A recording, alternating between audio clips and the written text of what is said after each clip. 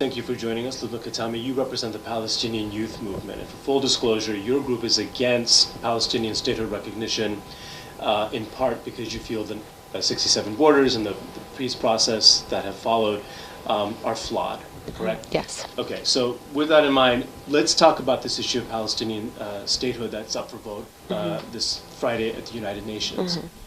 Help us understand, why now? Why is the Palestinian Authority looking for statehood at this particular moment in history?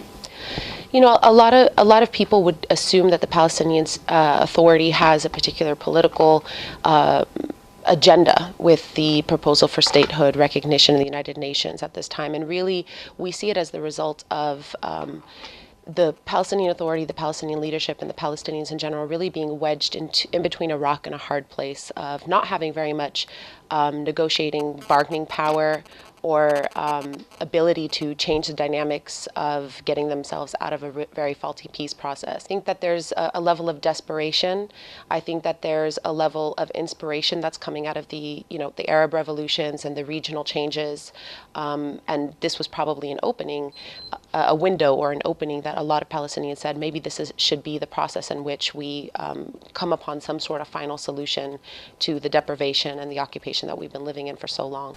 What would change if the Palestinian statehood is declared at the United Nations? Well, I think that this is one of the things that has been of the most interest for people. An article written by Electronic Intifada editor Ali Abu Nema is, we're not sure what is being presented on Friday. What territories, what lands, what land swaps, what exchanges, what conditions, what consequences. So if we are talking about the sort of proxy state, the puppet government, the illusion of democracy, the illusion of statehood, which we anticipate is going to be proposed on Friday, then of course the consequences are going to be detrimental to the real revitalization of a Palestinian liberation movement and the real prospects for justice and peace in the region.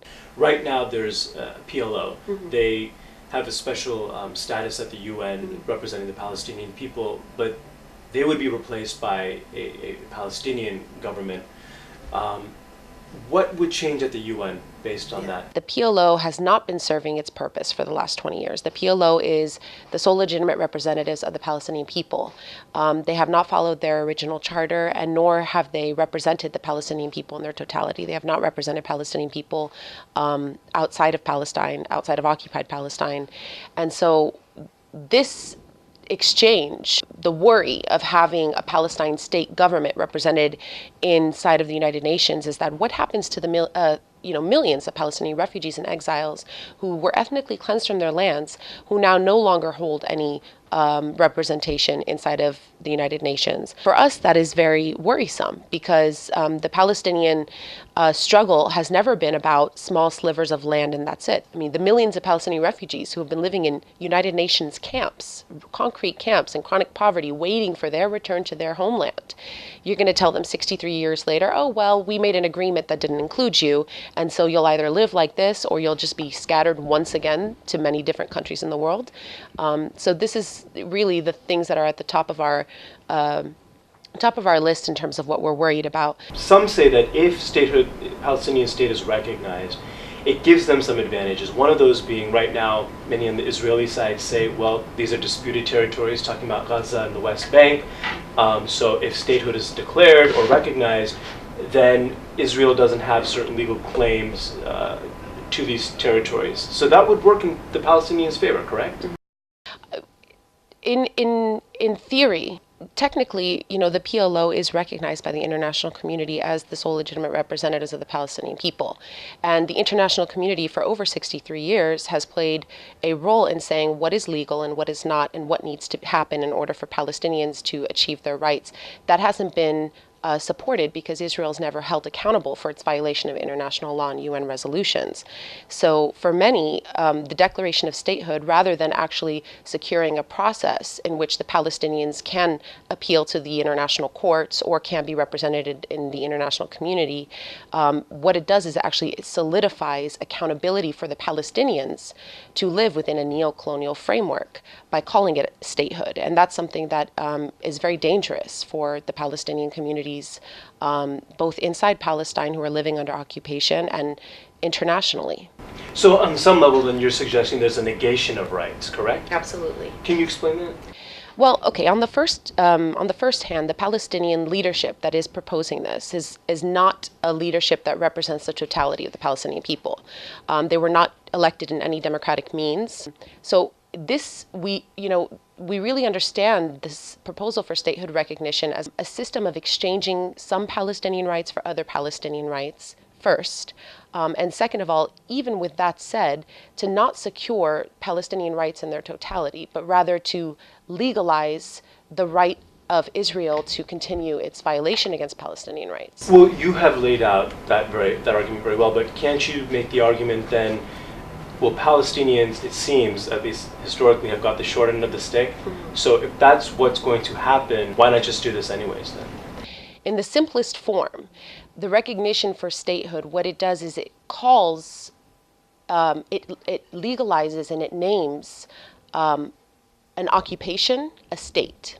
And therefore, what it does is it holds both partners, Palestinians and Israelis, on an equal playing field, as if they are mutual partners in search of peace, economic and security cooperation, without recognizing the power differentiation, without recognizing that the Palestinians live in a constant state of torment and oppression, and we do not foresee that changing under the proposal for statehood recognition. For example, they still won't have control of their borders, no army, not control of their water, correct? Israel will still have control of their Israel will still have control of those things. Israel has not by any means been even remotely apologetic about the expansion of illegal settlements.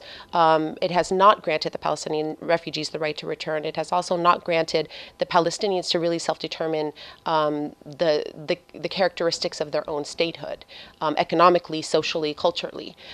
What it does is it puts in place a Palestinian leadership, a Palestinian police force, who is backed by the United States and by Israel to police their own people and to tell their own people that your rights to self-determination, your rights to return, your rights to have, free mobility and control over your borders and airspace and resources, your rights to live freely are prohibited.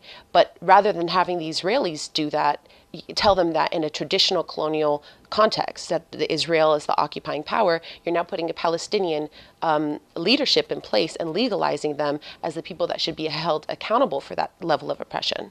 So in some sense, it sounds like you're suggesting that Israel has a lot of advantages if statehood is recognized. Absolutely. So why is there pushback from the Israelis then? The incentive for Israel and for the United States behind this is to show that, especially with the rising demonstrations inside Israel, but is to show that there's a mutual enemy, is to show that they still have the authority over the region the way they want. If we were to be going in the direction in which we actually find some sort of long-term solution for Palestinians and for the region at large, we would be talking about the issues at hand, which is the settlements, Jerusalem, the refugees, the borders, the resources, and the exploitation of labor. And also, if the state of Palestine is recognized at the United Nations, and that means the state of Israel would be recognized as a Jewish state, and that means countries like Saudi Arabia and some other Muslim and Arab countries that haven't recognized Israel will be forced to do so. Yeah. What changes for Israel? I think definitely in a legal way, we start to recognize Israel as a Jewish state, which in its premise is problematic. I mean, in its premise is a racist ideology to say that only this faith or only this ethnicity can live within these borders, which, there was an indigenous population that was removed from that country. A similar discourse of what happened to Native Americans in the United States. In terms of the Arab states' positions, I think that this statehood proposal comes at a very pressing political time in which there are, rapid transformations happening in the Arab countries. And as the Arab country is breaking out of 30 years of neocolonialism, we are starting to shift the Palestinian struggle against colonization into a neocolonial framework, which is the irony of the matter, because that's exactly what is being broken out of inside of the other Arab countries. And who's to know what the Arab countries that are, coming out of the revolutions and the Arab Spring, what their opinions will be on this. There's definitely a change of players and a change of power dynamics inside the region. So I think that this is going to be very interesting to see in the future. Okay. It seems like the Palestinian people are in a tough spot either way. They are. Lubna Katami, thank you very much. Thank you very much.